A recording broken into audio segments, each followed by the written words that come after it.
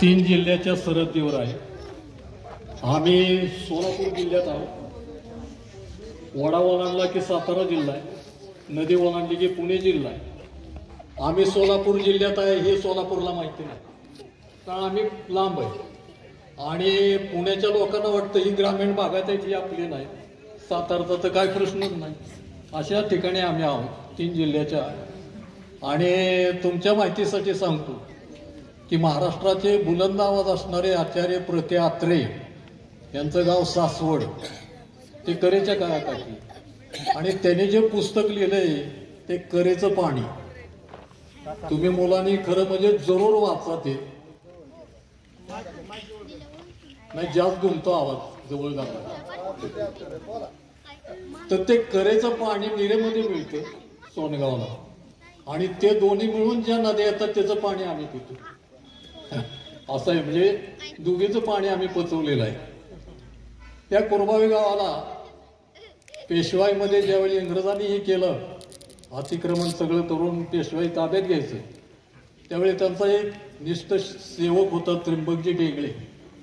त्या त्रिंबकजी डेंगळेवर इंग्रजांनी एक खोटा आरोप लादला खुनाचा, आणि त्याला फाशी द्यायचो। तर ते त्रिंबकजी डेंगळे आपल्या शिंगणापूरच्या घाटात फरार झाले। त्या शिंगणापूरच्या घाटात फरार झाल्यानंतर फक्त 2 गावच्या लोकांनी त्यांना पाठिंबा दिला, ते म्हणजे नातेपुते आणि दुसरं कुरबावी। इतिहासात नोंद आहे ती सांगतोय की आप्पाजी पण कुरबावीकर आणि माझी पण नातेपुतेकर हे दोघं त्यांच्या बरोबर होते। त्यावेळेपासून आमच्या गावाला बंडाची कुरबावी म्हणतात। आता कुस्त्या बुडल्या, पण ज्यावेळी कुस्तीत कुठेही आमचं पैलवान कुस्ती मारली की आला बंडाची कुरबावी म्हणायचं। आता ती बंडही राहिलं नाही आणि कुस्तीही राहिली नाही, ही कुरबावीची एक ओळख। आता अलीकडची ओळख म्हणजे अशी आहे की कुरबावी गाव नादिक आहे, सगळेच गाव नादिक असते, पण त्यात आमचं फार आहे। मला लहानपणी आठवतं आचार्य अत्रेंची, पु ल देशपांडेची नाटकं वाचून हे करून आमच्या इथं तुम्हाला आश्चर्य वाटेल, या पोरांना माणसांना आश्चर्य वाटेल, 2 नाटक मंडळ स्थापन झाली होती, जय भवानी नाट्य मंडळ, म्हणजे मोठ्यांचं एक आणि आमच्या लहान पोरांचं एक। आणि मग सगळ्या नाटकाची आमच्याकडे चालली। संध्याकाळी काय टीव्ही नव्हते, लाईट नव्हती, शाळेत आमचाही दरबारच भरायचा तालमी नाटकाच्या। इतके प्रयोग केलेले, शिंदेवाडी आसपासच्या भागात सुद्धा आमच्या गावाचं नाव नाटक वेडे म्हणून झालं। 1-2-3 वर्ष झालं पुन्हा बंद पडलं। आमच्या गावाचं वैशिष्ट्य असं आहे की करायचं म्हणलं की चांगलं करायचं, आणि किती 3 वर्ष झालं की बंद, जास्त अजून द्यायचं नाही। नाटक मंडळी झाल्यानंतर पुन्हा भावार्थ रामायण चालू झालं। काय चांदवडे सर, जाधव सर, भावार्थ रामायण तुम्हाला सांगतो सगळं गाव ऐकायला जमायचं। सकाळी रामफिरी निघायची, आता तुम्ही फिरी काढली ना, तर त्या कुंभाराच्या आव्यापाशी शेवटची माणसं, तर इकडं पुढचा माणूस। सकाळी सकाळी इतकं प्रसन्न वातावरण, सडा घातलेला, रांगोळ्या, प्रत्येक माणसाच्या ह्याच्यात। किती दिवस चाललं? 3 वर्ष। सकाळचे संपादक इथं आलते, पारावर उभं राहून बघितले, गैरून गेले की हे गाव एवढं कसं काय बघतं म्हणून। गाव सगळं सकाळी रामफिरीला येते, बायका सगळ्या सडाव्या, झालं 3 वर्ष। त्यांनी गेलं, दारू सुटली, गाव फार छान झालं।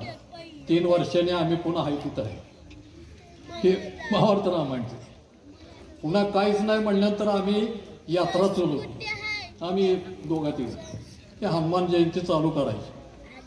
हनुमान जयंतीची कुस्त्याचा फड एवढा हे झाला तमाशाचा, त्या काळची प्रसिद्ध जयमाला शिलेदार वगैरे सगळ्या इथं येऊन गेले कुस्त्याच्या फडात। तर आम्ही अशी काय परिस्थिती म्हणजे झाली होती, आम्ही कुठेही जाहिरात केली नव्हती, काय नव्हतं। शेवटच्या वर्षी आम्ही संध्याकाळी डपडं लावून वाजत तिथं फडात गेलो इथं, अहो बघितल्यानंतर माझाच उर्ग डपला। कोण आलं होतं माहिती? गणपत आंदळकर हिंद केसरी, हिरामण बनकर महाराष्ट्र केसरी, बापू लोखंडे। अरे म्हणलं आता ह्यांना काय द्यायचं, आमच्याकडे वर्गणीची बोंब, आणि हे माणसं उभी राहिलेत। पण त्यांनी सांगितलं आम्ही तुमच्या फडाचं नाव ऐकून आमचे जे पोर आहेत ह्यांना खेळवायचं, आम्ही काय तुमच्याकडनं अपेक्षा करत नाही। काय असतं माहितीये का, की ह्या लोकांचा फडातनं 1000 रुपये 2000 असं करून द्यायचं, देतात किती 200 रुपये, पण त्यांचं ही वाढवतात ना किंमत। पण त्या माणसाने आमच्याकडनं काही घेतलं नाही, उलट ते फोटो आमच्याजवळ आहेत त्या माणसा, आम्हाला अजूनही आश्चर्य वाटतं। की अरे गणपत आंदोळकर सारखा माणूस आमच्या गावात यायचं काय कारण आहे. एवढी यात्रा त्यावेळी प्रसिद्ध झाली. झालं 3 वर्षांनी आम्ही झोपी गेलो. नमस्कार धैर्यशील भाऊ, जय श्री. 3 वर्षांनी आम्ही आहे तिथं परत राहिलो. यात्रा संपली, गाव पुन्हा जाग्यावर आलं. फक्त मला अभिमानानं सांगा वाटतं की कांताभाऊ वगैरे या लोकांनी जी कोजागिरी चालू केली ती मात्र आज अविरत चालू आहे. दरवर्षी कोजागिरीचा चांगला कार्यक्रम होतो, कीर्तन होतं, अन्नदान भरपूर होतं. तेवढा मात्र कार्यक्रम आमच्या गावाने चालू केला नाही. तर आमच्या गावाचं वैशिष्ट्य 3 वर्ष कवी संमेलन झालं, पुन्हा गाव झोपी गेलं. पुन्हा आता उभारी घेतली. आता किती वर्ष चालतं ही आता आमच्या आप्पा कांबळे ही जी मंडळी आहेत त्यांच्यावर आहे.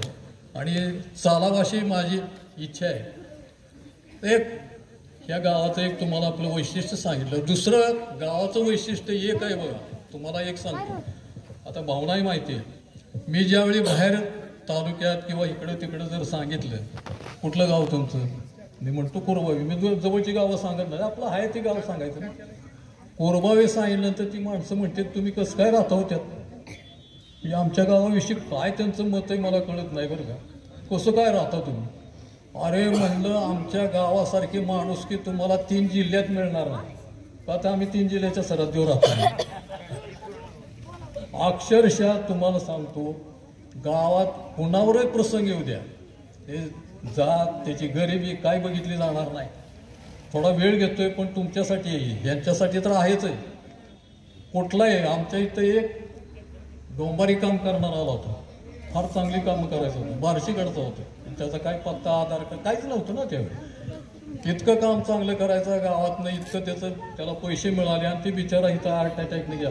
त्याचं सामान सगळं इथं पडलं. गावाने टेम्पो करून त्याचं सामान घरी पोहोचवलं, त्यांच्या घरी जाऊन सांत्वन केलं काही संबंध नसताना. एक मोटरसायकलचा अपघात झाला दिवाळीत, पुलावरनं गाडी खाली गेली, जाग्यावर तो माणूस गेला. कळल्यानंतर पळाले, त्या बाईला मुलीला ताबडतोब दवाखान्यात नेलं, ती वाचली. नाहीतर आपले आता काय करतात, ऍक्सिडेंट झाले की मोबाईल काढतात आणि शूटिंग करतात आणि व्हायरल करायचं सगळीकडे. काय तर ऍक्सिडेंट बघितलं, ते तडफडतंय, त्याच्याकडे बघत नाही. आमच्या इथं रोकडे म्हणून एक म्हातारा होतं वायरमन, लोणंदला राहणार, त्याच्या कुणी नव्हतं इथं. खांबावरनं पडला, दुसऱ्या तासाला तो नातेवाईकाला होता दवाखान्यात, तिथून अकोल्याला नेलं. त्यांची बायका पोरं नंतर आली. आता ही माणुसकी कुठं तुम्हाला मिळणार आहे मला सांगा. शहरं वाढवताय तुम्ही, शहरात शेजारी मरून पडलेला तुम्हाला कळत नाही. मुंग्या लागल्यावर ते पोलिसात फोन करतात, अहो ते पोलीस साहेब आमच्या शेजारी मुंग्या लागल्या. काय गंमत आहे बघा. आणि आम्हाला म्हणते तुम्ही कोरबावीत कसं राहता. तर ही बाजू तुमच्या समोर यायला पाहिजे की ही जी माणुसकी लोपत चालली. मी आपल्या गावकऱ्यांना विनंती करतोय की तुम्ही शहरातलं सगळं घ्या, पण हे असलं नका घेऊ, फार बेकार आहे. शहरात इतक्या गर्दीत राहते पण ती माणसं एकटी असतात. कोणी मारलं तर त्याला कोणी मध्ये सोडवायला सुद्धा येत नाही. इथं आज सगळी माणसं धावून जातील अशी परिस्थिती आहे. तर हे आमच्या गावाविषयी झालं. अजून बरंच आहे पण तुमचा वेळ, भावना माहिती आहे मला एकदा बोलल्यामुळं अस्सल मातीतली कविता तुमच्यापर्यंत ते आणतं. हनुमंत चांदवडे, एकदा जोरदार टाळ्या होऊ द्यात. अहो महाराष्ट्रात प्रसिद्ध असलेली माणसं आहे ती. महाराष्ट्राच्या बाहेरही आहेत, म्हणजे असं मी म्हणत नाही तुम्ही महाराष्ट्राच्या बाहेर, पण मराठी म्हणून. नंतर विजय जाधव हे मोठे कादंबरीकार आहेत. भिलवडीजवळ ब्रह्मानंद नगर तिथं हायस्कूलला होते, आता सेवानिवृत्त झालेत. पण त्यांची पाऊसकाळ आणि शिवार, तर ती पाऊसकाळ अशी कादंबरी आहे की ज्यांना माहिती आहे त्यांना की व्यंकटेश माडगूळकरांच्या बरोबरीची कादंबरी आहे ती. तुम्ही वाचा नक्की. आपणही नदीच्या काठी राहतोय, ते कृष्णेच्या काठी राहत आहेत. ज्यावेळी 2012 ना 2005ला ज्यावेळी कृष्णेला महापूर आला होता, आराराबा त्यावेळी गृहमंत्री वगैरे होते, आणि आलमट्टी धरणाने आलमट्टी म्हणजे अडवणूकच धरून पाणी सोडलं नाही, वरून पाऊस आला. गावाचे गावं सगळी वाहून गेली, म्हशी सगळे संसार, खेडे सगळे पाण्यात गेली. त्यातलं असं काय जबरदस्त चित्रण त्यांनी केलेलं आहे. मला त्यांनी परिचय नसताना पत्ता घेऊन पाठवले. मी त्यांना वाचून झाल्या फोन केला की सर, माडगुळकरांच्या बरोबरचं तुमचं लेखन आहे. असे कादंबरीकार, आता शिवारी एक आली त्यांची कादंबरी, ते आपल्याला लाभले, ते कथा सांगतील. त्याच्या शेजारी हिम्मत पाटील आहेत, ते नागठाण्याचेच आहेत. अतिशय सुंदर कथा सांगतात. फक्त लक्ष देऊन ऐका, वेळच्या वेळी जागच्या जागी दाद द्या, नाहीतर काही जण घरी गेल्यावर हसतील. काहींना सवय असते, म्हणजे ट्यूबलाईट असल्यासारखं घरी गेल्यावर हसणार की हा तो विनोद फार चांगला होता. तसं करू नका, बरोबर योग्य जागी दाद द्या. आपलं अर्थात आमचा श्रोतृवर्ग अतिशय तयार आहे. मी त्यांना सांगतो, ह्यांना माहिती आहे, आता जाधव सर पहिल्यांदा आहेत, पण ह्यांना माहिती आहे की आमच्या गावातल्या कवी संमेलनाचं भावना माहिती आहे, महाराष्ट्र टाइम्समध्ये वार्तांकन झालं होतं. आणि मग आमचे विजयदादा वगैरे चक्रावून गेले आणि म्हणले कुरभाईसारखं सगळं इतकं महाराष्ट्र टाइम्सनी कौतुक करावं. म्हणजे हा एक मगाचाच हे झाला की 3 वर्ष आम्ही जे करतो ते आहेर एकमेका. कवीला भेटावे कवीचे माहेर, कविता आहेर एकमेका. कविताच तीळ कविताच गुळ, संस्कृतीचे मूळ मायबोली. मायबोली म्हटलं की आपल्याला आठवते ते आपल्या आईने, आपल्या वडिलांनी आपल्याला बोलायला शिकवलेली भाषा. आपण महाराष्ट्रातील आहोत आणि आपली मातृभाषा कोणती आहे रे? मोठ्याने बोला. कोणती आहे? यस, आपण आपली मातृभाषा मराठी आहे, बरोबर ना? आज मराठी भाषेचा गौरव दिन आहे खऱ्या अर्थानं. आणि आपल्या मराठी भाषेला अभिजात भाषेचा दर्जा मिळाला आहे. आणि त्यामुळे मी असं म्हटलं की कवीला भेटावे कवीचे माहेर. खरं तर माहेर स्त्रियांना असतं, मी कवींना माहेर भेटावं असं म्हणतोय. मग माहेर म्हणजे नक्की काय? तर आपण ज्या मातीमध्ये लहानाचे मोठे झालो, ज्या मातीमध्ये जन्माला आलो, ती माती महाराष्ट्राची आहे. आणि आत्ता काकांनी बोलत असताना सांगितलं की तुम्ही 3 जिल्ह्याच्या सीमेवरचं हे गाव आहे. 3 जिल्ह्यांच्या सीमेवरचं असणारं हे कुरबावी आणि या 3 जिल्ह्याच्या सीमेवरती होत असणारा आजचा हा मराठीचा जागर, माय मराठीचा जागर, खऱ्या अर्थानं या मातीमध्ये, या मातीतून ज्यांनी या मातीचं सोनं केलं. आणि या गावामध्ये आज जो कार्यक्रम होतोय, तर त्या गावामध्ये कार्यक्रम होत असताना तुम्ही जे माझ्या समोर बसलेले आहात, सर त्यांना बसू द्या, आता नका जाऊ मध्ये. तुम्ही सगळे मराठी बोलता ना? मराठी कळते तुम्हाला? हा, मग मी काही शब्द सांगतो. मराठी भाषा किती सुंदर आहे. मगाशी काकांनी बोलत असताना सांगितलं ना की मराठी भाषा आईसारखी आहे. आपली आई किती सुंदर बोलते ना आपल्याशी, तसंच मराठी भाषा आपल्याशी एवढं सुंदर बोलते. मराठी भाषा ही माझ्या दृष्टिकोनातून जगातली सगळ्यात सुंदर भाषा आहे, जगातली सगळ्यात सुंदर. तुमचं गाव ऐतिहासिक आहे की नाही? इतिहासाचा वसा वारसा आहे ना तुमच्या गावाला. मग इतिहासामध्ये जर समजा आपण 300-350 ते 400 वर्षाच्या दरम्यान पाहिलं तर छत्रपती शिवाजी महाराजांनी खूप लढाया केल्या, माहिती आहे ना? लढाई कशाने करायची शिवाजी महाराज? आणि दुसऱ्या हातामध्ये काय असायचं? ढाल असायची ना. तो ढाल शब्द उलट वाचा बरं, काय होतं बघा. ढाल शब्द उलट वाचल्यावर काय होतं? आणि ढाल कधी वापरली जायची? लढाईमध्येच वापरली जायची की नाही?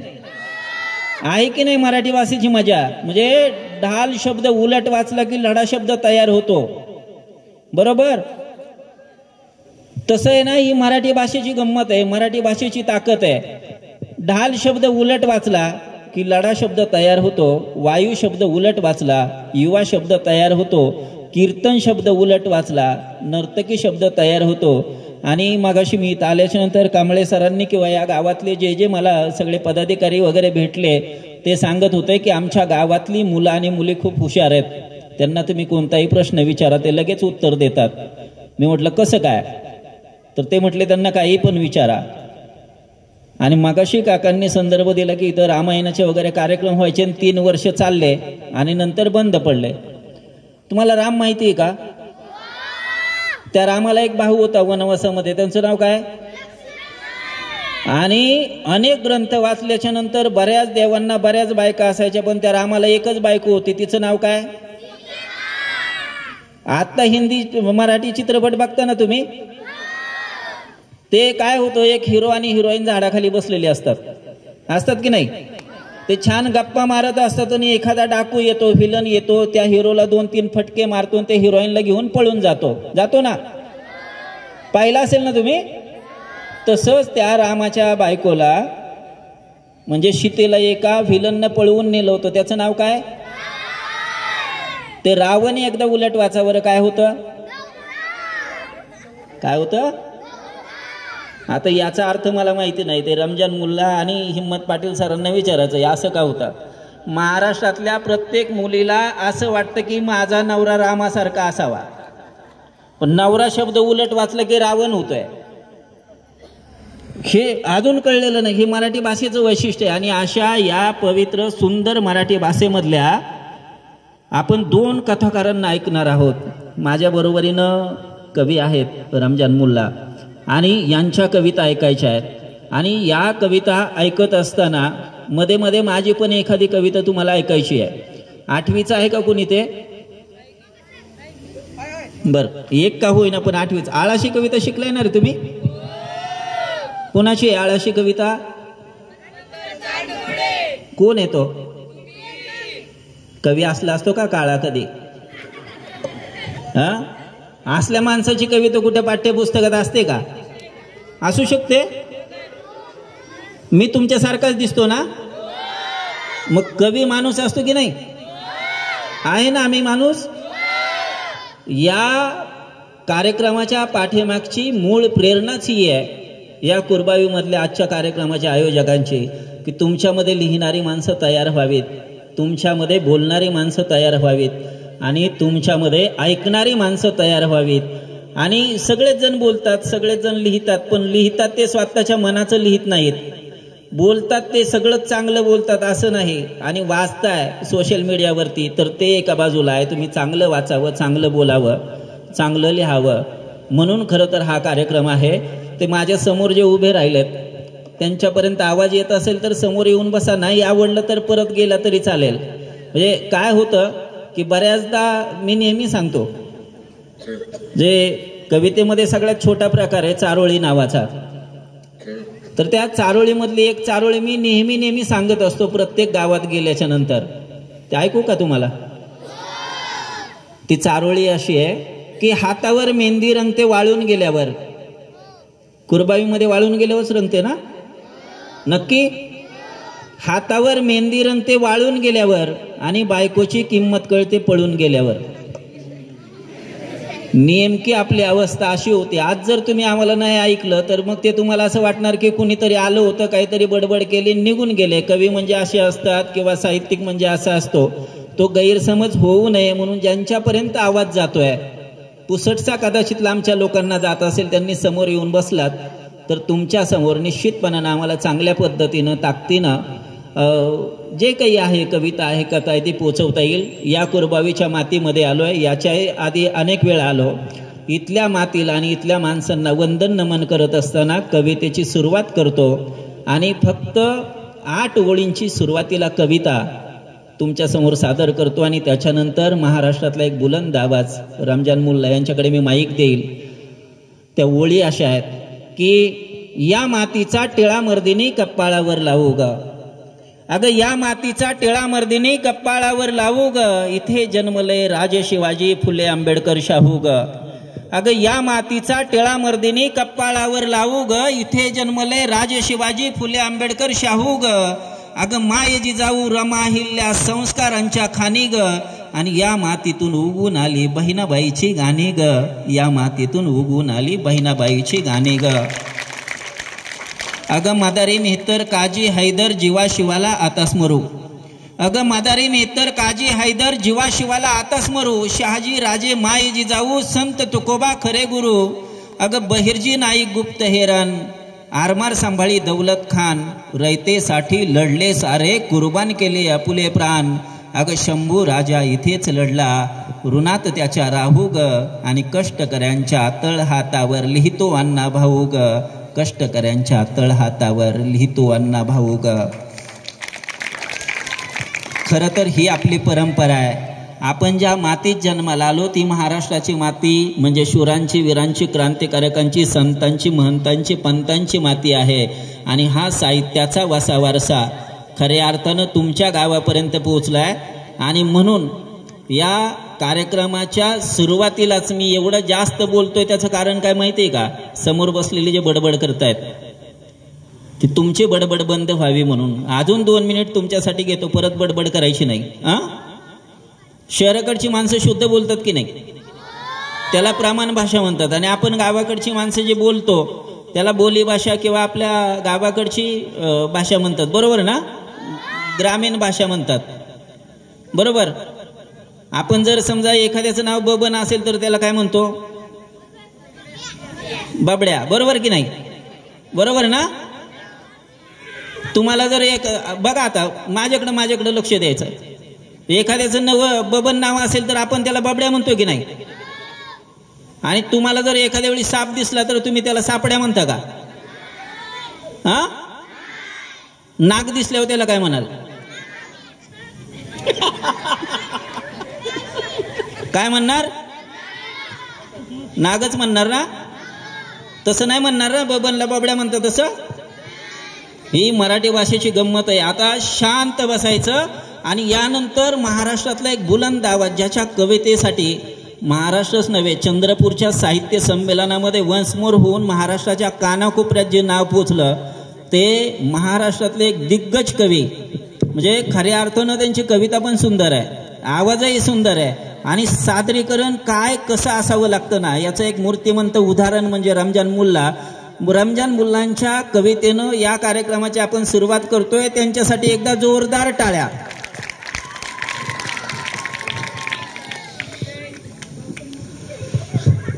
आजचा कार्यक्रम हा मराठी राजभाषा दिनाचा कार्यक्रम आहे. मराठी भाषेची गंमत सांगता सांगता तुम्हा सगळ्यांच्या मनाला चिमटा घेतला आमच्या मित्राने हनुमंत चांदुगडे यांनी.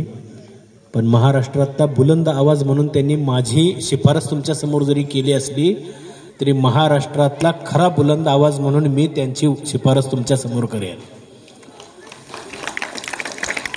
काय असते कविता? मगाशी सांगितलं चांदुगडे सरांनी की राम, सीता, रावण. समजा जर आपल्या बापानं चुकून 2 लग्न केली, चुकून हो नाहीत बिचाऱ्याची, पण समजा जर चुकून 2 लग्न केली आणि बाप जर तिकडच्या आपल्या आईकडे गेला, तिला म्हटला जेवायला वाढ, ती म्हटली तिकडनं गिळून आला नाहीस का? मग इकडं आला इकडच्या आईकडे, हिला म्हटला तू जेवायला वाढ, ही म्हटली तिनं हादडून दिलं नाही का? मग काय करेल तो बाप? त्या बापाची व्यथा वेदना लिहा असं जर म्हटलं तर आमचे विजय जाधव सर एक कादंबरी लिहितील, हिम्मत पाटील सर एखादी छानपैकी कथा लिहितील, व्यक्तिचित्रण लिहितील त्याचं. पण चांदोगडे सरांसारखा असेल एखादा कवी तर कवी काय लिहिल? 2 ओळी लिहिल. कविता आवडली तर टाळी वाजवायची, काळजाचा कान करून ऐकायचा शब्द सगळ्यांनी. सबंध कार्यक्रम 1.5 तासात संपवण्याचा आमचा सगळ्यांचा प्रयत्न राहील. 5-10 मिनिटं इकडे तिकडे झाले तर समजून घ्या. बघा, त्या बापाची व्यथा लिहिणारा कवी आहे. 2 बायकाची हौसा बाई होती गड्याला. झोपायचं नाही बरं का अजिबात. 2 बायकाची हौसा बाई होती गड्याला, अन दिवाळीच्या दिवशी अंघोळ केली ग वड्याला. आहे ना? मी बागा केसकर काकांना सांगेल की कुरबावीचा रसिक एवढा अप्रतिम रसिक आहे, महाराष्ट्रात असा रसिक मी कुठेही पाहिलेला नाही. आणि खरं सांगतो, आम्ही सगळीकडे गेलो तर असं सांगत असतो. पण मित्रांनो, दुसरी गोष्ट बोलता बोलता हनुमंत चांदोडेने तुम्हाला सांगितले की हा महाराष्ट्र संतांचा आहे, महंतांचा आहे, आणि हे खरं आहे. 4 ओळींनी सुरुवात करतो आजच्या या मैफिलीची. सुधीर इनामदार नावाच्या एका कवीने लिहिलेल्या ओळी आहेत. अंतरातल्या किंकाळीने बधीर झालो आहे, अंतरातल्या किंकाळीने बधीर झालो आहे. मला वाटते मी चोखोबा कबीर झालो आहे, मला वाटते मी चोखोबा कबीर झालो आहे. भस्म व्हायचे उरले आहे या हाडांचे बाकी, भस्म व्हायचे उरले आहे या हाडांचे बाकी. बुक्का झालो गुलाल झालो अबीर झालो आहे, बुक्का झालो गुलाल झालो अबीर झालो आहे. मला वाटते मी चोखोबा कबीर झालो आहे. काय सांगावे, आजीबाई आमच्या समोर येऊन बसल्यात. आता बऱ्याचशा माझ्या लेकीच्या वयाच्या मुली माझ्या समोर मला दिसत आहेत. मराठी राजभाषा दिनाच्या निमित्तानं काय बोलावं तुमच्या सगळ्यांशी. आपण सगळ्यांनी म्हणजे लेकी दिसत आहेत म्हणून बोलतो. आमच्या आजीबाईंनी काय अवस्थेमध्ये त्यांचं तारुण्य घालवलं असेल, किती वेदना सोसल्या असतील. बाईचा जलम जसा गाजराचा वाफा,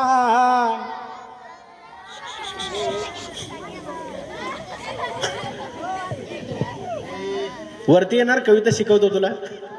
हा, बाईचा जलम जसा गाजराचा वाफा, तिला देऊन जलम सांगा कुठं झाला नफा. बाईचा जलम कुणी घातला येड्यानं, बाईचा जलम कुणी घातला येड्यानं. अन परायाच्या घरी बैल राबतो भाड्यानं, अन परायाच्या घरी बैल राबतो भाड्यानं. बाईचा जलम असा बाईला कळतो, बाईचा जलम जसा बाईला कळतो.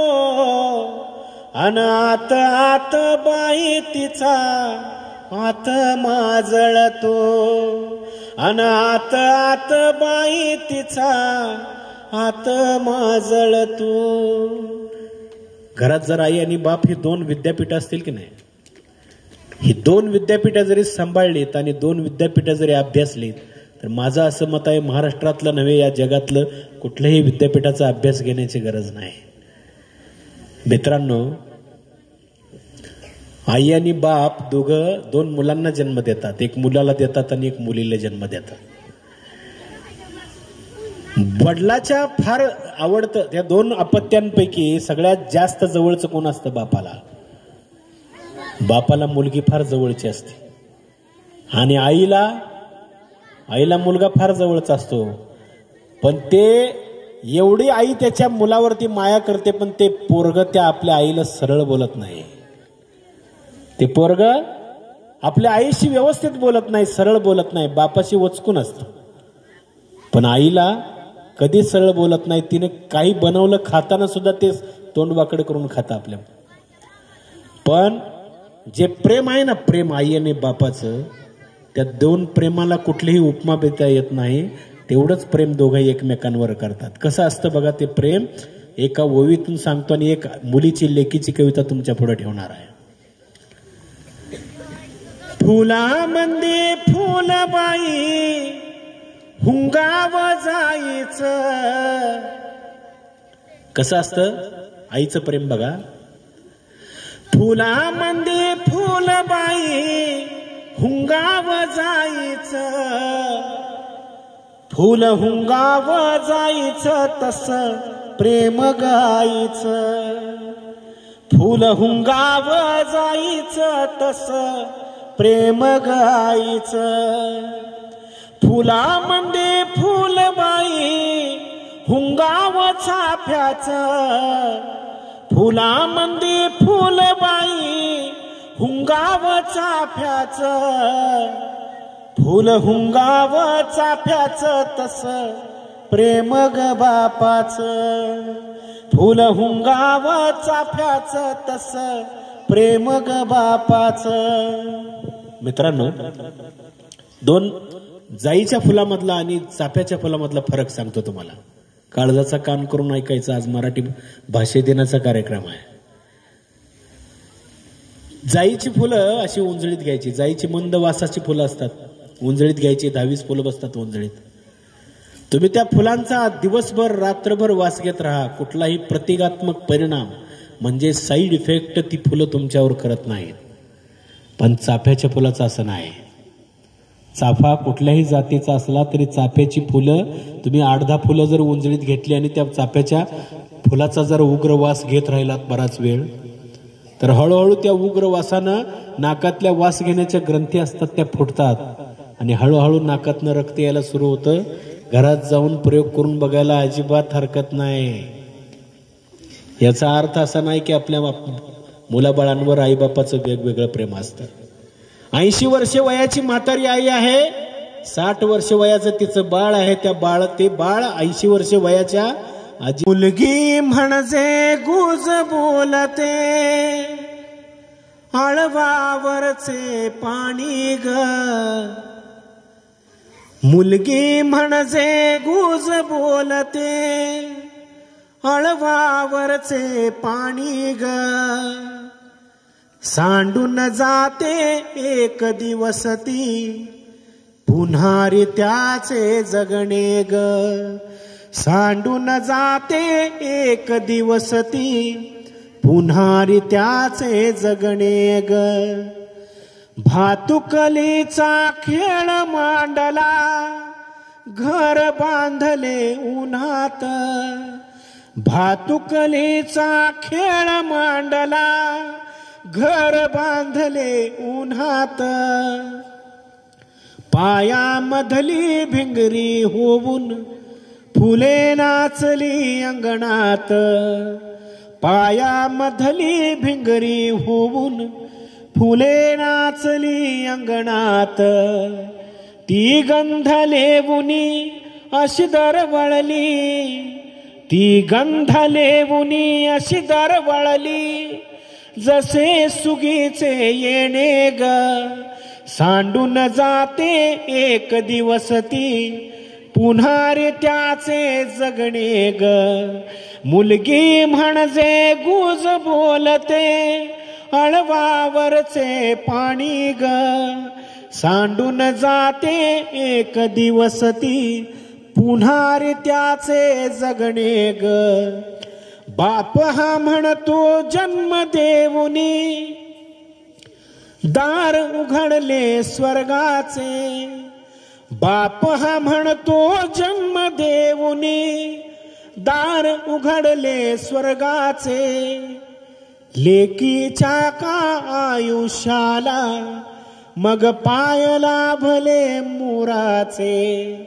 लेकीच्या का आयुष्याला मग पाय लाभले मुराचे.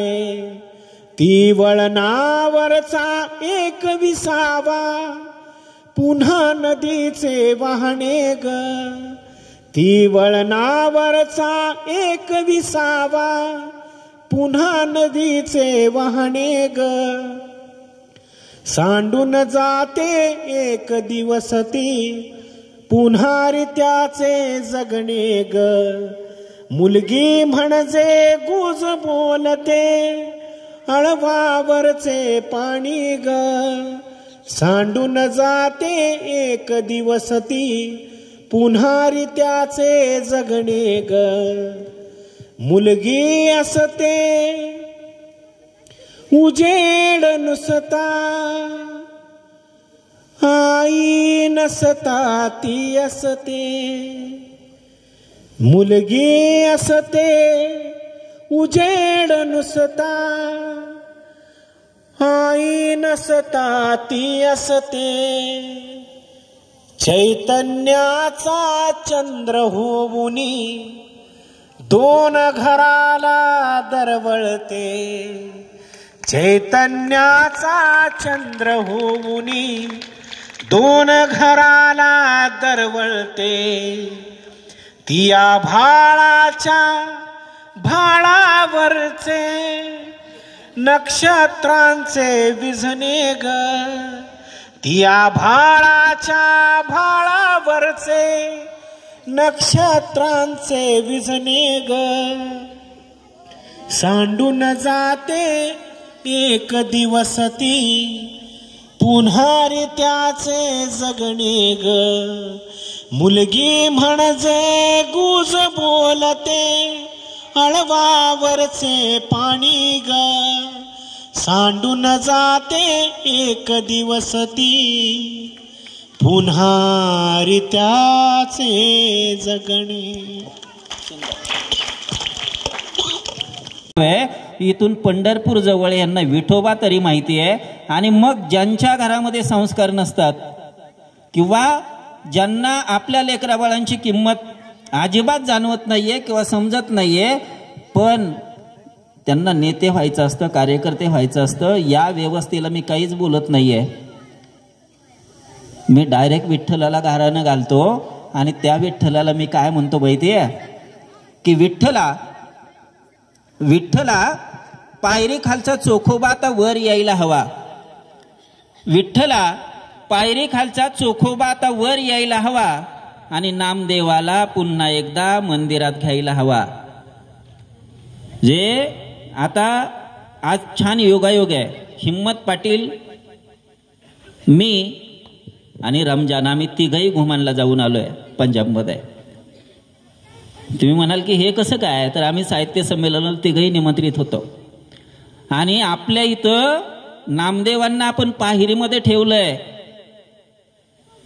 पूर्ण आयुष्य त्यांनी दिलं महाराष्ट्रासाठी नामदेवांची पायरी आहे आणि तिथं ज्या पंजाबमध्ये गेलो तिथल्या शीख धर्माचे जे धर्मगुरू आहेत गुरु नानक त्यांच्या मंदिरापेक्षा 3 फूट मंदिर नामदेवांचं मोठं आहे आपल्याला कधी कळणार माणसं आपली माणसं आपल्याला कळत नाहीत म्हणून विठ्ठला पायरी खालचा चोखोबा आता वर यायला हवा आणि नामदेवाला पुन्हा एकदा मंदिरात घ्यायला हवा अरे तुकोबाचं विमान इथल्या मंत्र्यांसाठी पाठव आता तुकोबाची आम्हाला गरज आहे मंत्र्यांना विमानं कमी पडायला लागलीत अरे तुकोबाचं विमान इथल्या मंत्र्यांसाठी पाठव आणि जनाईच्या गोवऱ्यांनी बंगले त्यांचे पेटव अरे तुकोबाचं विमान इथल्या मंत्र्यांसाठी पाठव आणि जनाईच्या गोवऱ्यांनी बंगले त्यांचे पेटव अरे उरतील काही यातून त्यांना समाधीत गाड आणि ज्ञानोबाच्या भावंडांना वर तेवढं काढ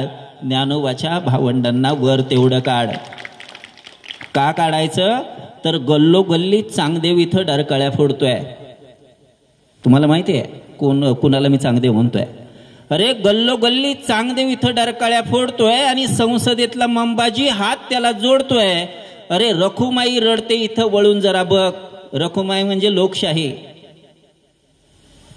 कालची बातमी आहे पुण्यामध्ये शिवशाही सुद्धा व्यवस्थित राहिली नाहीये अरे रखुमाई रडते इथं वळून जरा बघ आणि मृत्यू घेऊन तळ हातावर आमच्यासारखं जग मगच कळेल तुला विठ्ठला इथं काय चाललंय जगात अरे मगच कळेल तुला विठ्ठला इथं काय चाललंय जगात अरे फास घ्यायला कासरा सुद्धा का घ्यावा लागतो दोघात फास घ्यायला कासरा सुद्धा का घ्यावा लागतो दोघात ही जर आपण शूरांची वीरांची म्हणणारी ही जी माती आहे या मातीमधल्या जर आमच्या लेकरांचे असे हाल होत असतील तर मग हे उद्वेगानं लिहावं लागतं रमजान ज्या ताकदीनं कविता लिहितो, ज्या ताकदीनं कविता सादर करतो, लेखीवरची कविता आहे. माझी आळाशी कविता महाराष्ट्राला माहिती आहे, ती अनेकांच्या दप्तरामध्ये गेल्या वर्षी मी म्हटलंही होतं. आता ती कविता मी म्हणणार नाही आहे, पण खऱ्या अर्थानं शेती मातीतल्या लोकांचं, शेतकऱ्यांचं जगणं काय, तर ते जगणं. आत्ता माझी एक तिसरी कविता FYBAच्या अभ्यासक्रमाला आहे आणि नेमकं त्या कवितेचंही शीर्षक लेखच आहे. आता एवढंच झालंय असं की रमजानचा गळा आहे. माझी ती कविता तुम्ही जर यूट्यूबवरती ऐकलं तर त्या गायकाचा गळा आहे आणि माझं नरड आहे. फक्त एक गोष्ट लक्षात ठेवायची, आजच्या कार्यक्रमाचा मूळ उद्देशच हा आहे की आम्ही इथे येऊन चंद्र तारे ते केसात माळेल हे करेल ते आम्ही तसलं ऐकवणारच नाही आहे.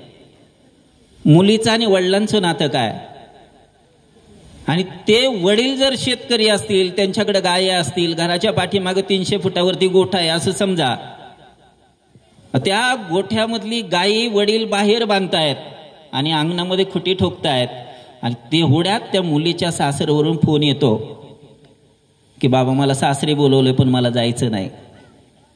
वडील म्हणतात अगं हे पण घर तुझं आहे, ते पण तुझं आहे, तुला जावं लागेल. तर ती म्हणते आज नाही जायचं, उद्या जायचं. ती थोडीशी हट्ट करते वडिलांकडं. प्रसंग एवढा साधा आहे की गायांचा मालक म्हणून गोठ्यातून गायी अंगणामध्ये बांधतोय, खुटी ठोकतोय, आणि इकडं त्या मुलीचा बाप म्हणून त्या मुलीला माहेरातून सासरी पाठवतोय. आणि तो गोठा, ती खुटी, ते जगणं आणि त्याच्यामध्ये मुलीचं आणि बापाचं नातं काय, ती कविता लेख. काय वाटते बापाला लेख? बाप म्हणतो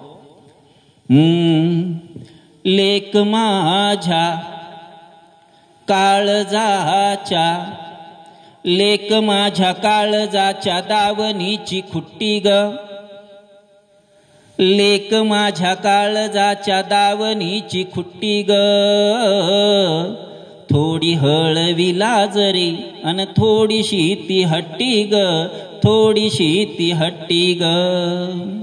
माय बापाच्या सुखाची लेक आहे आरसा, नक्षीदार रांगोळी ती अंगणाचा वारसा.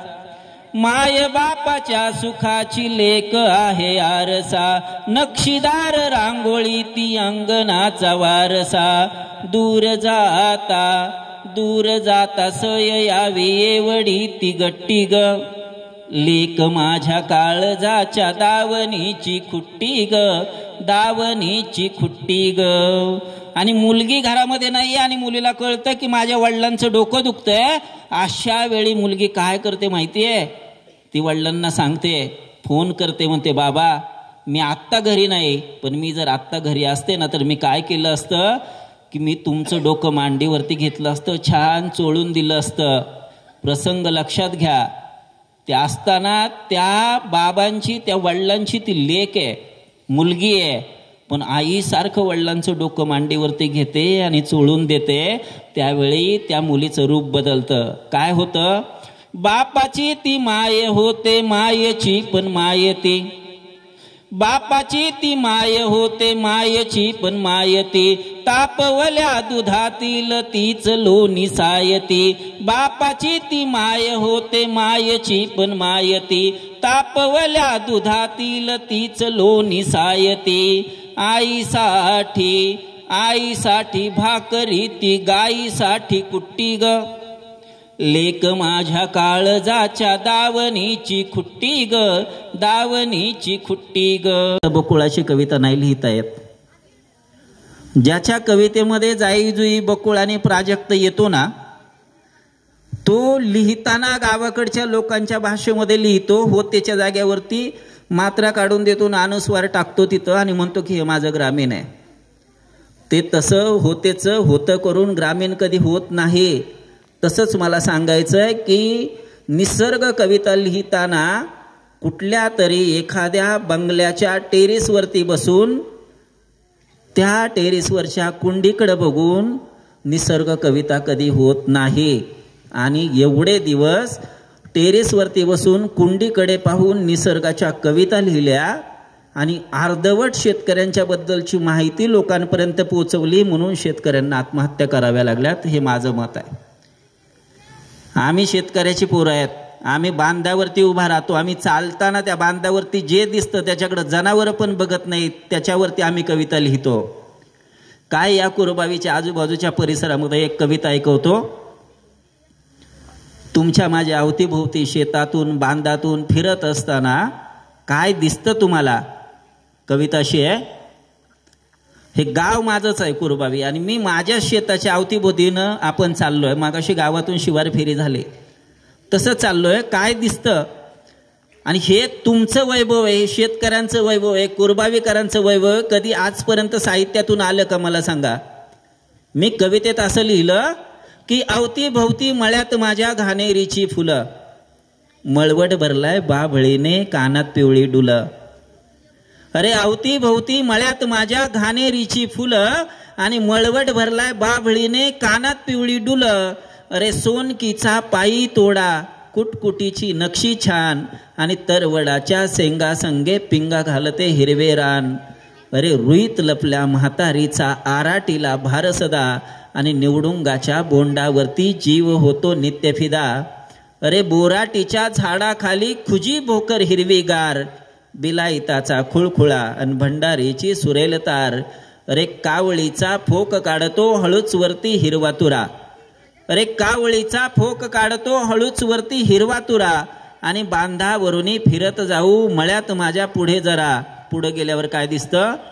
निर्गिल करते लवून मुजरा लिंब हसतो उगी आणि काळ्या आईची वटी भराया मळ्यात आली सुगी. निर्गिल करते लवून मुजरा लिंब हसतो उगी आणि काळ्या आईची वटी भराया मळ्यात आली सुगी. सुगी कोणती आहे?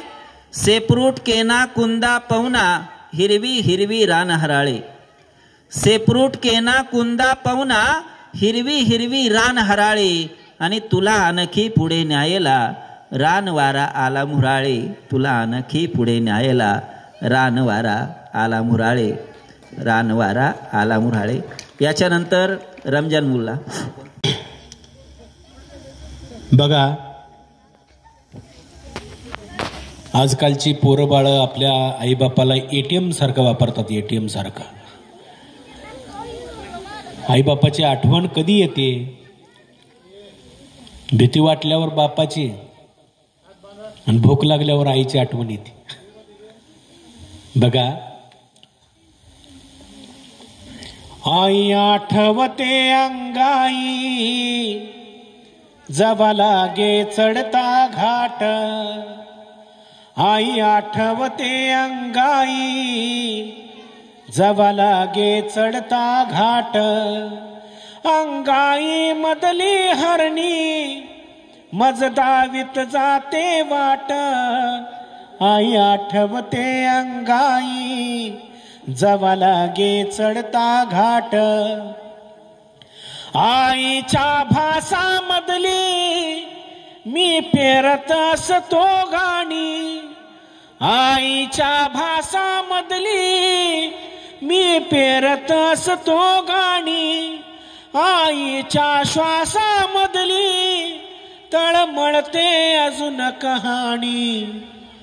दगडाला पाझर फुटतो ओठास आठवे पाना. दगडाला पाझर फुटतो ओठास आठवे पाना. ये परतून तू गाई मी तुझाच हळवा तान्हा.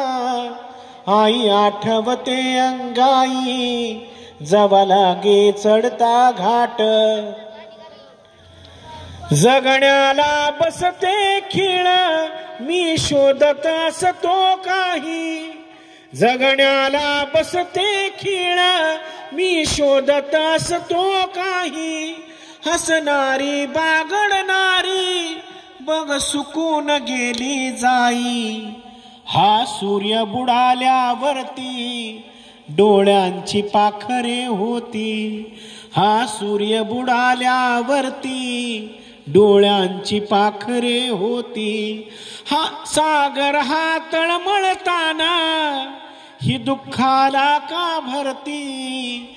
आई आठवते अंगाई जवा लागे चढता घाट, जवा लागे चढता घाट, जवा लागे चढता घाट. वर्षातून 2 वेळा होतो. 1 मेला महाराष्ट्र दिन, राजभाषा मराठीला म्हटलं गेलं, आणि आजचा जो दिवस आहे तो मराठी भाषा गौरव दिन आहे. आणि नुकताच आपल्या मराठीला वर्षानुवर्षे पाठपुरावा केल्यानंतर अभिजात भाषेचा दर्जा मिळाला. आणि अभिजात मराठी भाषा महत्वाचं गाव, या गावाला ऐतिहासिक वारसा लाभलेला आहे.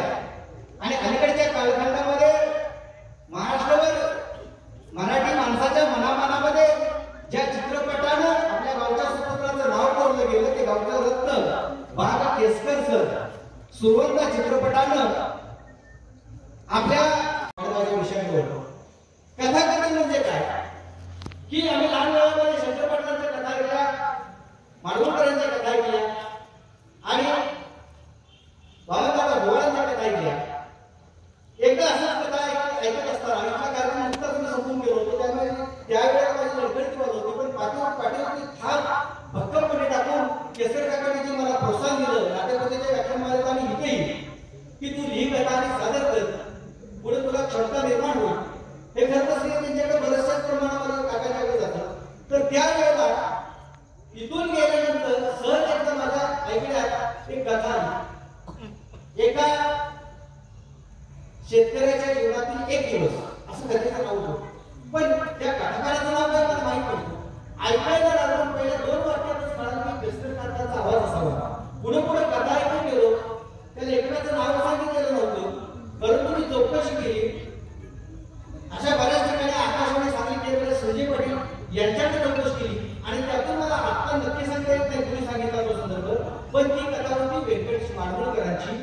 पण मला त्यावेळेला फील झाला की ही बाग केसकरांची कथा असावी, कारण ढवाला कथासंग्रह त्यांचा दुःखात वाचलेला होता. त्यातलं इतर पत्रशीर होतं, त्याच्यामुळे तो उभा राहिलो. इतक्या जीवन नावाचा पोरगा परत ठरफडताना शेजारी उभा राहिला. मी म्हणायची काय झालं? तो म्हणा कशाचं काय काय आले का पावसात चढत आली तो म्हणा. बरोबर अमुक काय म्हणलं पावसात चढत आली म्हणताना केशवला छपरात सोडलं म्हणा. बरोबर छपर सगळं कळतेच म्हणा. बरोबर मग काय सगळं दुसरी नव्हता. बरोबर मग काय एका सांगतोय म्हणा नाही का पावसाच्या चढत आली म्हणताना केशवच्या छपरात सोडलं, छपरात सगळं कळतेच की दुसरी नका ती फार फार फार उठून मोकळा झाला. आता त्यानं काय की कोणाच्या मागचा विचार केला नाही आणि मी पण त्या मागचा विचार केला नाही. मला काय तर बोललं पाहिजे होतं. मी म्हटलं त्या तुला काय आठवण होती की नाही. ते म्हणता काय झालं त्या का पाऊस समजतो छपराच्या पुढे उभा राहायचा. पुन्हा माझ्या लक्षात आली की आपल्या बोलण्यात काहीतरी चूक झाल्या. म्हणजे माणसाच्या बोलण्यात संघ जायचं, पाण्याला गेलं दोघं संघ जायचं, असे पण दिसत नव्हतं पण आदराचा घेऊन बसायचं.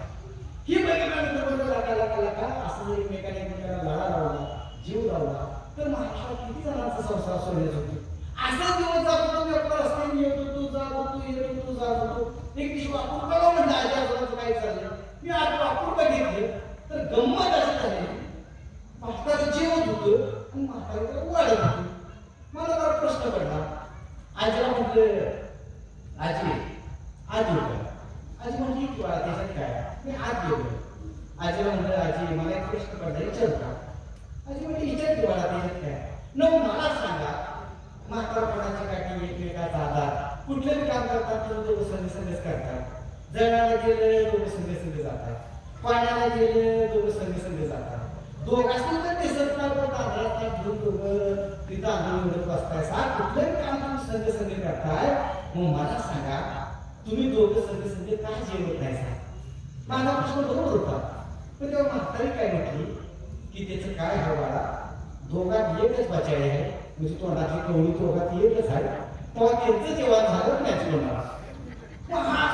कुठं करतो ग्रामीण भागात करतो म्हणून वास्तव काय वाचवायचं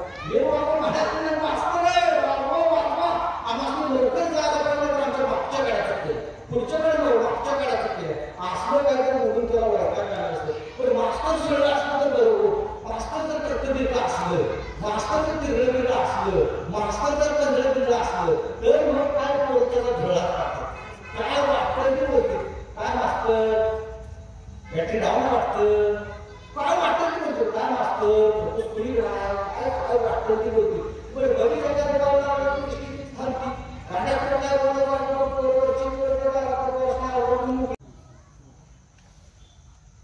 सोप्याला निघून असला होता. आज मुलगा होती, तिने नुसतंच बसला होता. नव ऐकलं सर, नव ऐकलं सर, नव ऐकलं सर. हे काय बोलायला तयार नाही. हे बोलून बसले तुटलेली मोठी आणि मुसके धुणत बसले. इंद्राला राग आला. देवाला असला तिरसा नवरा खरा नवरा माझ्या पत्रात काय टाकावा आणि माझा आजा म्हणून माझ्यासाठी सर्वच. आजा माझा हातून पडला. अन्नाचा घास रगवला, पाण्याचा थेंब जात नव्हता. निरोपावरती निरोप आलं, पण नवऱ्याने झाडे लावून गेली. परमेश्वरा कुठलं पाप मी केलं, कुठल्या जन्माचं पाप केलं. मन हंगर दाखवायला लागलं. तिला राग आला आणि रागाच्या भरात नको तो तोंडातनं शब्द गेला. नावावर ती डाक मारली. म्हटली तुमच्या कानात काय टिबऱ्या मारल्यात काय? आता माझ्या आज्याची माती आहे ना, मातीला जायचं नाही ती तर सांगा. तसं ती पण झेट्टाला म्हटलं होय होय, त्याची माती असू दे उत्तर कार्य असू दे, आपण शापूची शाप येणार नाही. तशी पडते आवाजात ती म्हटली अहो माणसानं सुखाच्या नाही निदान दुःखाच्या वेळेत जाऊ नका. काका त्याला सुख दुःख होते. त्याच्या चंप्या माटिशना खाली बसलो, गुडघ्याला हाताची तिट्टी घातली, त्यात मुंडकं घातलं, खुदू खुदू खुदू खुदू हसायला लागलं. माणसं पूर्ण बघायला लागतात. माणसासनी काय माहित आहे पाहुणा हसतोय का रडतोय ती, हे जो खूपच हालत होतं. माणसासनी वाटायला लागलं पाहुणा रडायच लागलाय. कुणीतरी आणाजावर धरून ही पण ह्याच्या कानावर पडलं, ही लयच लागला हसायला. ह्यातनं मान वर झाली तर निबार ठोकच आहेत म्हणला. आता पाहुणा कोण रडायला लागलाय म्हणताना सासरा आतनं उठला, बाहेर आला. बाहेरून बघतोय तर खरंच पाहुणा रडायला लागलाय. आता त्याला तर काय माहिती हसतंय का रडतंय ती. ह्यानं गुडघ्यात मान घातल्यावर खुदू खुदू लागलाय, हसाय ह्याचं खुबा हालत होतं. ह्याला वाटलं रडायच लागलाय. मग तो आपला सासरा बाहेर आला. आपल्या पोरासनी वसंताला संपाला म्हटला, ए वसंता संपा, पाहुण्यानं लय मनाला लावून घेतलंय, आणा जावं धरून म्हटला. अगं आई ग म्हटला, आता पैलवानच उराव सोडल्यात म्हटला. आई शपथ चुकून मानगुट वर झालं तर निबर ठोकायत म्हटला. की हाताच्या तिट्टी खाणं लागले समोर बघायला आणि पैलवान गडी वसंत संप तर पाहुणं हातानंच बुद्ध घालायला सुरुवात करतील म्हणला. बुक्कीनं नाकाड फोडतील रे म्हणला. अजाबात वर बघायचं नाही म्हटला. हे ना मान खाली जाम ठरलेली होती, असं तिट्टीत मान घातलेली होती. पलीकडच्या बाजूला संपा होता.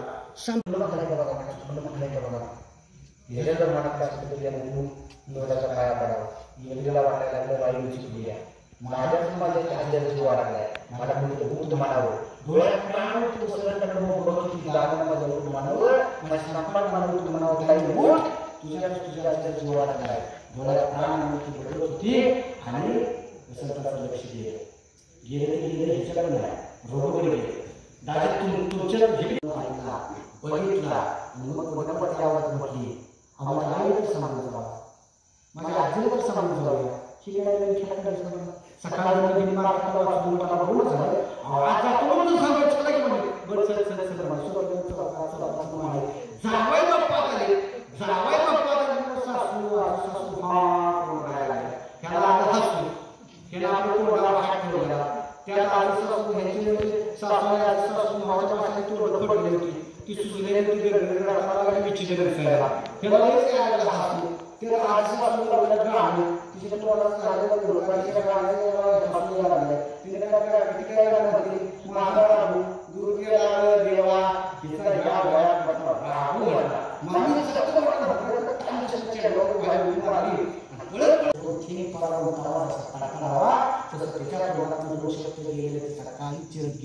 तिचा कान चिरत गेलं. हॅलो, तिचा कान चिरत गेलं. तिला काय बोलावं काही कळना. गलबलून आलं, डोळ्यात एकदम पाणी आलं.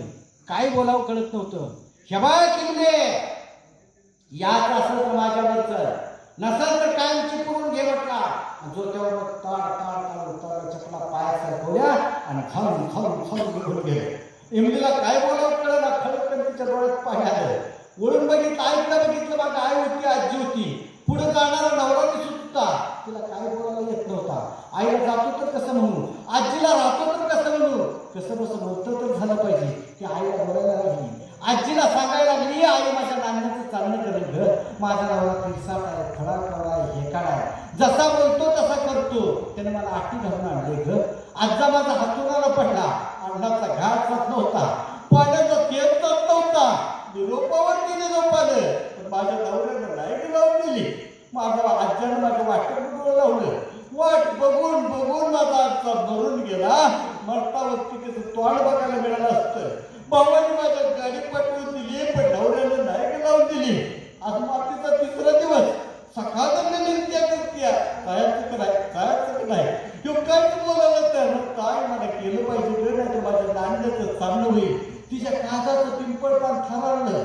कापऱ्या अंगाने चपला पायात घातल्या. जोत्यावर उतरायला लागली.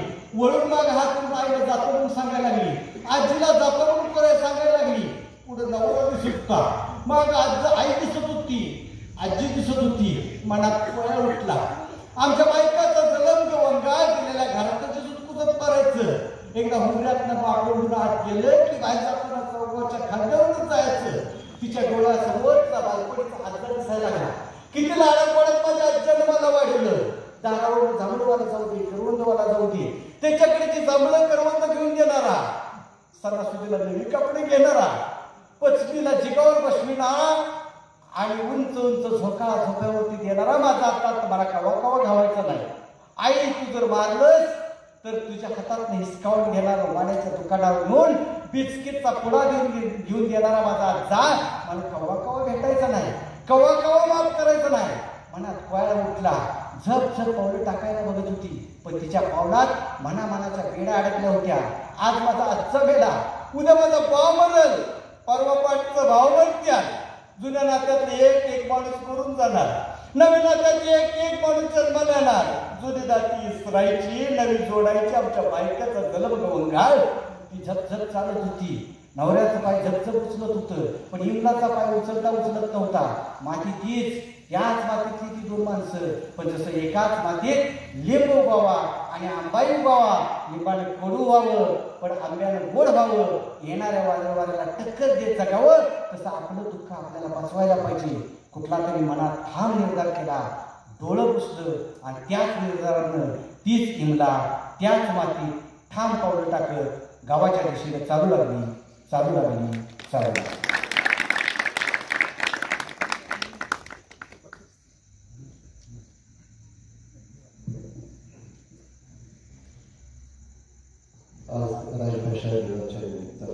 मला ज्यांनी निमंत्रित केलं ते सुरवंत चित्रपटाचे लेखक, माझे मार्गदर्शक आणि राजा कालस्य कारणम या उत्कृष्ट कादंबरीचे लेखक आदरणीय केसकर सर.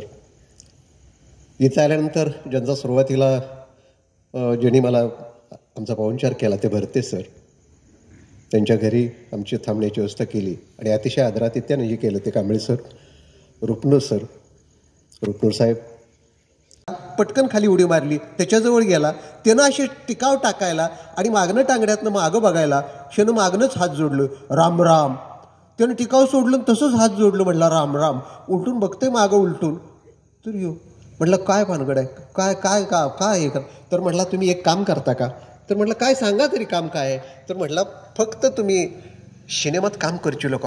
ती टांदेशी उडी मारूनच म्हटलं काय म्हणताय, सिनेमात काम करतो की. म्हटलं उघडं तसंच, टिकाव तिथंच, खोरं तिथंच, जीप चला म्हटलं बायकोला सांगायला पाहिजे. गाडीत बसलो, गावात आलो, बायको भाकरी थापत होती. भाकरी थापता ही उघडंच आत गेलो, बायको बघायला गेली, घामाघम झालेलं उघडं बंब आले का असं. ती म्हटलं अगं काय सांगायचं तुला, मला सिनेमात काम मिळालं. आमचंही नट झालं, आमचंही सिनेमात काम करणार आहे. ती नट म्हणजे मी नट असं ते सांगतात. बायको माणसं आली, डायरेक्टरने बघितलं, माणसाचा बोलका डायरेक्टरने त्याला सांगितलं उद्या सकाळी वैगेरे घेऊन तुम्ही शूटिंगला या, कोल्हापूरला शूटिंगला या. येतं तुम्हाला फक्त वैगेरे घेऊन या, बाकी काही तुम्हाला आणायचं असेल तर आणलं तरी चालेल. दुसऱ्या दिवशी सकाळी ही ती डायरेक्टर बघितलं, ऐकलं, तसंच कालबावर केला आणि तुम्हाला सांगतो शॉट सुरू झाला. चालत गेलो, तिथं गेलं. डायरेक्टरने सांगितल्यानंतर तिथे काय होतं, पुढच्या बाजूला सीता गेली, ती वाजता काळ उभा राहणार असते, तेव्हा भविष्यवाणी काढत असते. ते गेलं, चालत तिथं गेलं, बसायचं कसं बसलो, धनुष्य हातात घेतलं, इथनं हितवर आणलं, पडायला तसं भात दिशी पडलं. त्याच्यापेक्षा जोरात पाहायचं. आणि ही रात्रीच्या 10:30-11 वाजता हा हा हा हा करून एवढ्या प्रकारे त्या झाडाखाली एवढ्या हसायला लागली की गंमत अशी होती. ते झाड त्या भागामध्ये अतिशय प्रसिद्ध होतं. त्या वडाच्या झाडावर त्या भागातली सगळी भूतं राहत होती. आमुष्या पौर्णिमेला भूताच्या पालख्या निघत होत्या. कुणाला काय लागलं झालं तर तिथं उतारा टाकला जातो. असं ते झाड आणि त्या झाडाखाली रात्री 11:30-12 वाजता ही हा हा हा करून मोठ्याच हसायला लागली. ती गंमताची झाली. त्या दगडीच्या पलीकडच्या बाजूला वडा होता. वड्याच्या पलीकडे गाव होतं. त्या गावच्या पाटलाच्या पोरीला 8 दिवस झालं भूत लागला होता. पाटील कुठं तर गावाला गेले होतं. त्यामुळे उतारा टाकायला याला पाटलाला उशीर झाला होता. पाटील तिने 9-10 वाजता आल्यावर पाटली लागलं उतार्याचं कटोळं त्यांच्या हातात दिलं आणि म्हणजे आलाय सासर तेवढा उतारा टाकून यायला. पाटील पहिलंच मनात लिहिलं होतं एवढ्या रातचं त्या झाडाखाली जायचं आणि उतारा ठेवायचा. ती पण एकट्यानं तिला काय अक्कल असेल का पण बायको कसं बघायचं असं काय म्हणतं तर बायको मला कसं लागलं. माणसानं ती काही बोललं नाही तर महाराजाला गळ्याला बोलवलं. माझ्याला वाटलं आज पाटील तरी उत्तर जेवायला असं माझ्या कलाला उड्या मारत आलं. पाटलाने गटोडं थोडं धरलं म्हणलं माझ्या चल की माझ्या बरोबर जायचं तुम्ही कुठं जायचं आपण काही घेत नाही. आणि गटोडं तुम्हाला सांगतो माझ्याला जर भरल्यावर पाटलाने हातात गटोडं घेतलं. माझ्या पाठीमागं पाटील पुढं वड्यात आलं. वड्यात दगड चढायला लागले आणि रात्रीच्या 11:30-12 वाजता दगडीवरनं हा हा हा हा करून कसा आवाज ऐकू आला. माझ्यानं मागं बघितलं. पाटलाच्या हातातलं गटोडं कुठं गेलं कळलंच नाही. जशी वर्ण हा हा हा ऐकू आलं तसं माझ्यानं पिछेमुड केलं. उड्या मारायची पळाला. महाराज मला सांगतो पाटलाचं मागं ध्यान गेलं. महाराजाला गेलो पाटलाला कुठला तर विकल्या उतारांत बाई जशी पुढं बघितली बोलायचं पण नाही. पळा बोळा पळा कसं तर करून तुम्हाला सांगतो मागच्या बाजूला जवळ होतं त्याचं निघालं हे झाडे घ्यात होतं 5 मारल्यासारखं त्याला तुंबून माणसं नाही. आणि जशी ही माणसं पळत सुटली मग राहायला गुड्डाच केल्यासारखं केलं. म्हणला काय वाटतोय काय माहिती नुसतं जेवाय मागतो. सकाळ जर आम नाही पडतात जेवाय मागते पुढं पडते ती चला म्हणलं हे चमा काय सांगायचं. गावात सगळे माणसं पळते तिने 4-5 जण मागं किंवा सगळ्याची 3 मागं पळत्या. डायरेक्ट हात आडवून त्याच्या आडवा पडतो. थांबा थांबा थांबा कुठलं पुढं थांबते तुम्हाला सांगतो. असं पळत पळत पळत गेलो. डायरेक्ट एका ठिकाणी मोठ्या बोलायचं नाही. भूता येते भूताला आवाज करतो. डायरेक्ट एक ठिकाणी आवाज आला. हा तुम्हाला असा आडवं केलं म्हटलं शाळायचं जरा थांबा काय थांबा नुसतं आडवत याचा आवाज नाही तर दिलं झाल्या ते गणपत म्हणून आणि ती कळायला लागली. डायरेक्ट हात केला म्हटला थांबा तुम्हाला माहित नाही त्या माणसाचा समज झाला आपण भूत आहे. त्यासनी जोपर्यंत वाटतं आपण भूत आहे